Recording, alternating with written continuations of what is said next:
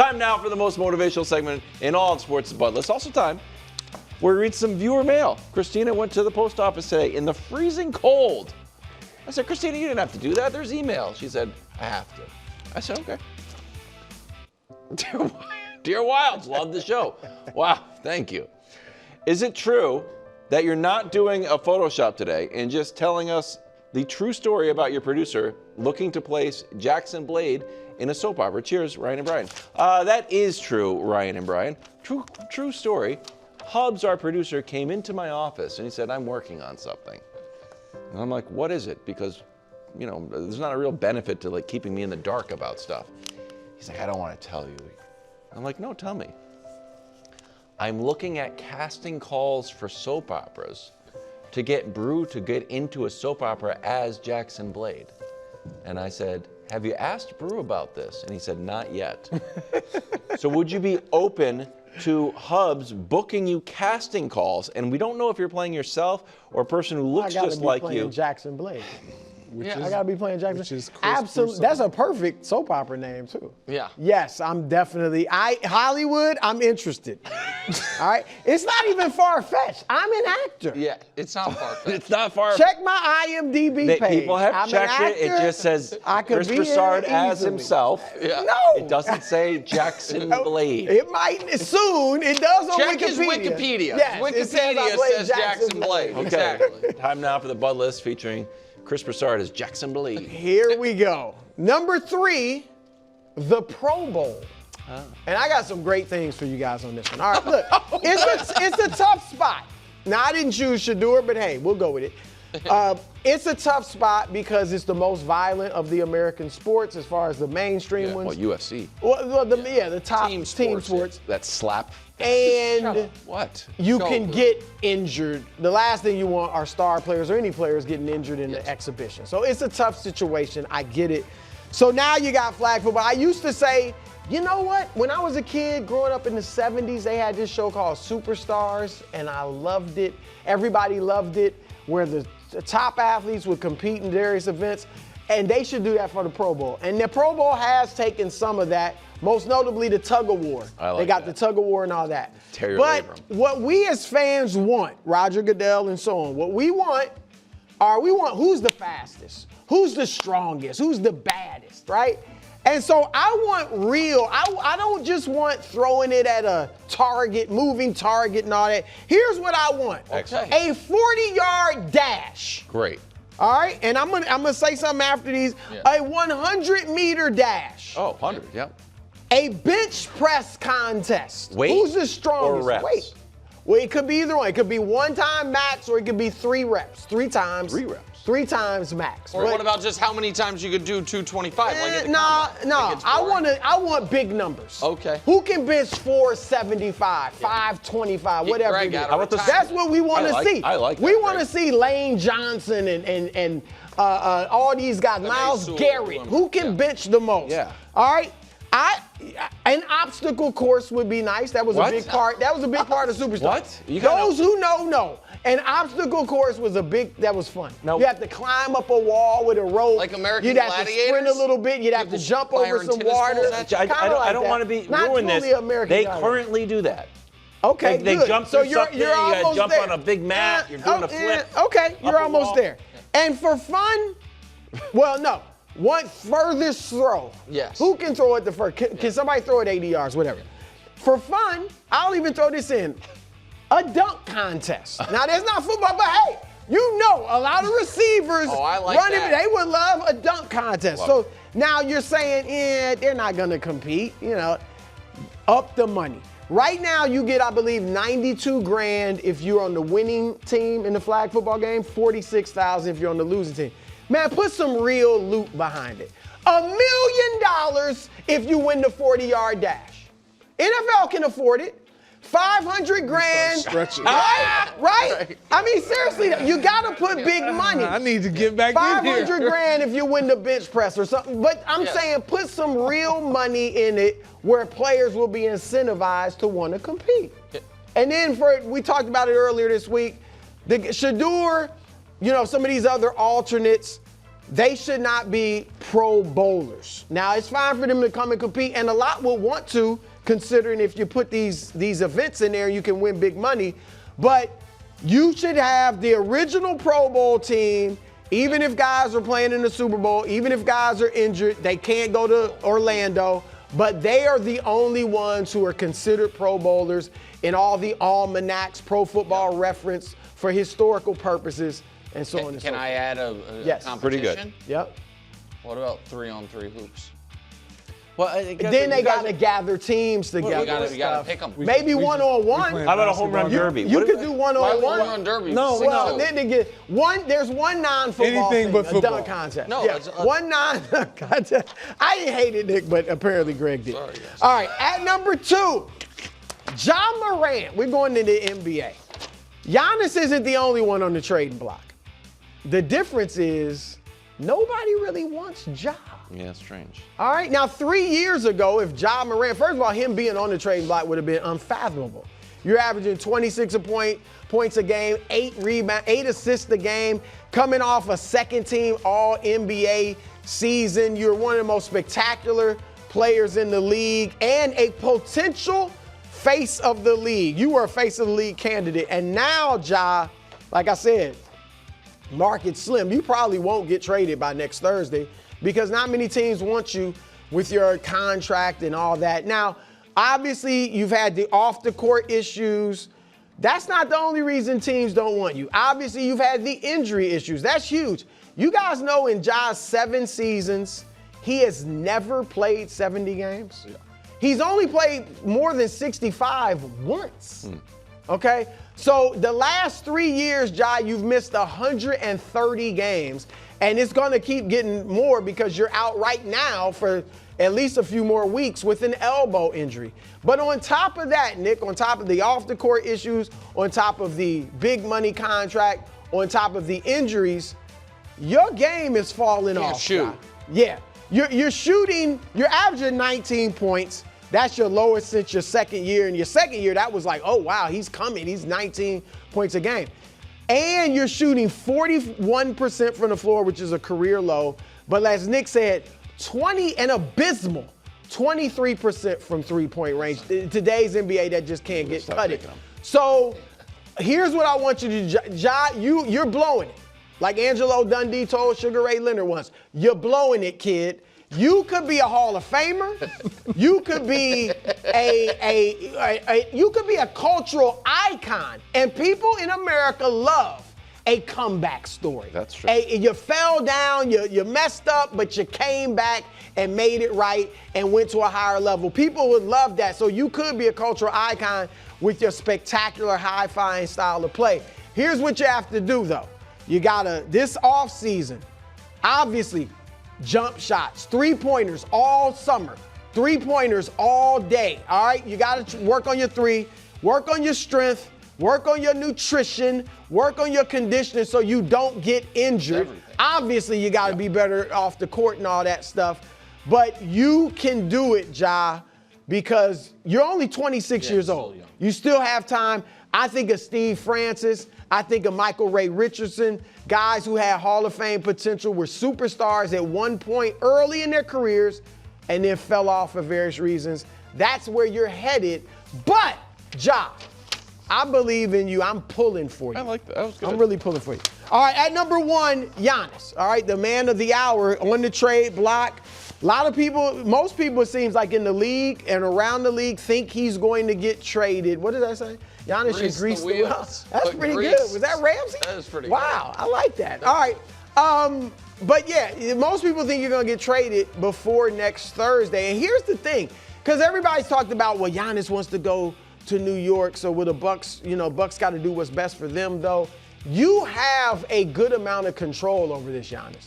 You have, after next season, you can become a free agent. You can opt out of your contract and become a free agent. You can sign in October of this year, you can sign a 4-year Wildes $275 million contract. That's almost $80 million a year, all right? So you have control because no team is going to trade for you if you say, I'm not signing long-term there. So Brooklyn, At some point, we hope you get it together, but if I'm Giannis, I'm like, no. Why am I going to Brooklyn to be Milwaukee East? All right. Atlanta, Knicks team, I mean, I'm not excited about Giannis in Atlanta, all right? This is how, Giannis, you force your way to the Knicks.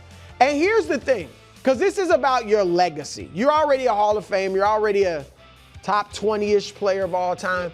But winning more championships, this is how you separate yourself from Jokic and SGA and Luka and all these other great players in this era. This is how you move up in the historical rankings, all right? Championships. And if you could deliver to the Knicks, first of all, you stay in the East. So it's great to stay in the East. It's the easier conference. You could get to the finals multiple times, all right? But you stay in the East, and everything you do in New York is magnified. If you could deliver New York's first championship in 50-plus years, it would kind of be like 2 championships. Or 2 championships would be like 3 or 4. Like, everything in New York is magnified.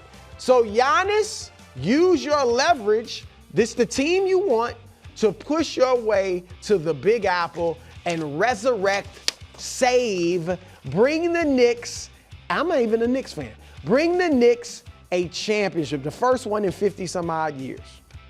Giannis, I believe in. That was a great bud list. Perfect. All right. I'm going to go back to football, and I'm going to throw Sam Darnold up on the bud list.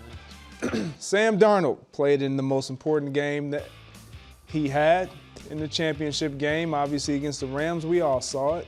340-plus yards, 3 touchdowns. It was spectacular. You lit it up. There was doubt. There was question what you were going to look like in the postseason. Can you be what's necessary and needed for this team that we all at least had top 3 in the National Football League all season long? Yep. Can you deliver the goods to where you get to a Super Bowl? Well, you did. And now that you're here, need you to do it again. Kind of got to do it again. Yep. I don't think we really understand how good you were in that game because we see the yards, but we saw the pressures and how you combated the pressure and how you performed. But third down, you were fantastic. A lot of the shouldered weight was put on you. This is what the game looked like in terms of third down. You obviously had 13 attempts. 7 of those conversions you converted for 58%. Most of those were passes. There were only 2 running third down attempts of those 13 that they even allowed to go outside of your hands. So your coach, Clint Kubiak, they were like, "You're gonna win it for us." If we can put that back up, because I want to go to the first downs. 19 of the 24 first downs were passing. That was a season high. So basically, what the Seattle Seahawks said, where we were in belief of, man, this defense is going to be the calling card. They were saying, Darnold, this is about you.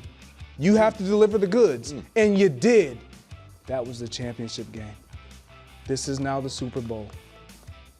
And if you don't deliver the goods, everyone will still say, man, he only had it in him to do it once. Can you do it again? You don't have to match that. I believe in you. This is why you're on the bud list. I believe you can get it done. You can't convert or revert back to the turnover guy. You can't start seeing any ghosts. You're playing with a tremendous amount of confidence. Sustain that and deliver a championship. I know Wildes, he will get over it. I'm a fan of Sam Darnold. I've always somewhat believed in Sam Darnold for the last 2 years. Sam? That's a good one, Greg. Absolutely true. It's not 4:12 on a Thursday, actually 4:17. So is it like a train, like we just missed it? Would you like me to skip it? Your call. Do you think you need more time? No, mine's not that long. I just have one full screen. I think we have time for it. Okay. It's time now. It's 4:17 and 22 seconds on a Thursday. It's time for a great segment looking at the whole sports media world. It's called the Sports Media Ombudsman. Check it out. So, Hall of Fame votes always kind of shine a spotlight on the media because even Pro Football Hall of Fame, vast majority media members are the ones voting.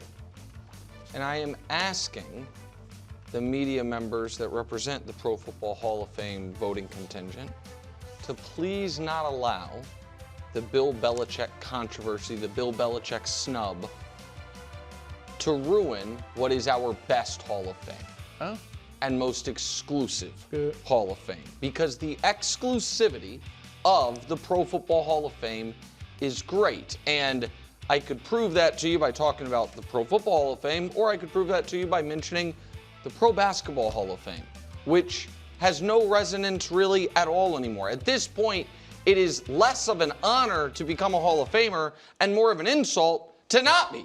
Like, wait, what do you mean I'm not at least a possible basketball Hall of Famer? Like, have you seen the guys who are in and what we thought of them while they were playing? Again, all great players, but it has become the Hall of very good, plus great, plus legends, all in one room. And I already see some media members saying, you know what? For the senior committee candidates, instead of submitting 3 names, we should simply switch to a simple yes or no vote. That won't work, guys. Because you know what's very easy to do? Yeah, I vote for him. Sure. Vote for him too. Right. Why not vote for him? Wait, I can vote for all of the guys? I do that. Well, I'm kind of a jerk if I don't. See, this guy's walking around with a cane. He didn't make a bunch of money playing football. Like, he was obvious. Put him in. Yeah, I would. Everybody would. And the existence of the senior committee, while something I support, already allows for some shirking of responsibilities. Because what you'll see is guys who are coming up against their threshold of eligibility for the regular committee, who being like, you know, as if the senior committee lets him in, and not feeling like, hey, it's now or never for this person. And we've already seen massive mission creep. So the senior committee came into effect in 1972. From 1972 until 2004, that's 33 years, 24 Hall of Famers came out of the senior committee. 3 every 4 years, essentially. From 2005 to 2019, 24 more came out in 15 years. Then in 2020, 100-year anniversary, they said, you know what? Big anniversary, let's clean the books. They put 10 in that year. Since then, there have been 8 more in the 5 years, and our guy Vahe Gregorian said, I want 3 more this season. And once that happens, we all know this train is never late. Well, if Ken Anderson's a Hall of Famer, Wow. why? How is Phillip Rivers not? Yeah. And what about Matt Ryan won an MVP? What about Eli? Yeah. And then it's just not what it was. I understand it feels like a bummer to be that great and not quite make it, but that is why it is such an honor for those who do. I know people will want to massively change things because of the Belichick controversy. That storm will pass. The Pro Football Hall of Fame is great. We should keep it great. That's good. That was a good sport. That's a very Thanks, good. KW. I agree. I'm going to put Super Bowl favorites on the Bud list, and I'd like to ask Greg Jennings a question.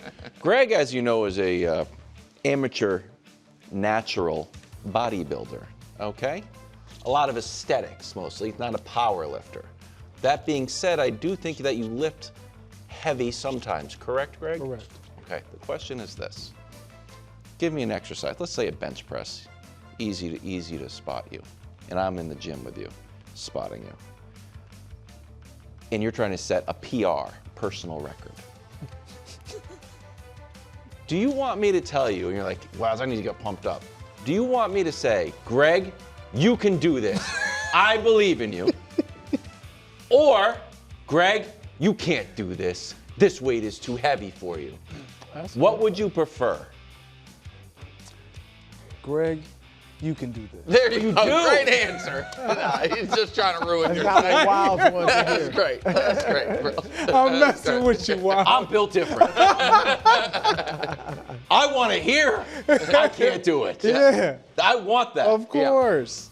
It's my theory on this graphic. Hey, Seahawks are 4.5-point favorites in the Super Bowl. How have 4 or more point favorites done since 2007? They are 2-5 outright, and not one team has covered. So the fact that the Patriots are being told, hey, we don't believe in you, I think is an actual strategic advantage that has been a historical advantage for at least the last 7 times this has happened. This is no disrespect to the Bud list, which does end with, I believe in you. But occasionally you are like, but maybe you should go even harder if you really want to inspire a certain set of people. Be like, you know what? I don't believe in you. I don't think you can do it. And maybe that will be the motivation that will cause teams to get to their next level or win the Super Bowl, or at least cover. You would not be You happy. want that about the Patriots. You would not. Oh, I don't want to cover. I want an outright win, 2-5. Outright win. Yeah, I understand. I'm saying. Okay. 5 outright wins. The cover means nothing to you. Yeah. No, I don't care. No. No, the cover. I actually am going to put a sizable bet. Oh, You're going to bet huge on the Seahawks because Yes. you do these stupid emotional hedges. Yes. Wait, Either I'm winning something. Yeah. Thanks for watching. Subscribe here to get more from the show and to check out clips from other shows on FS1.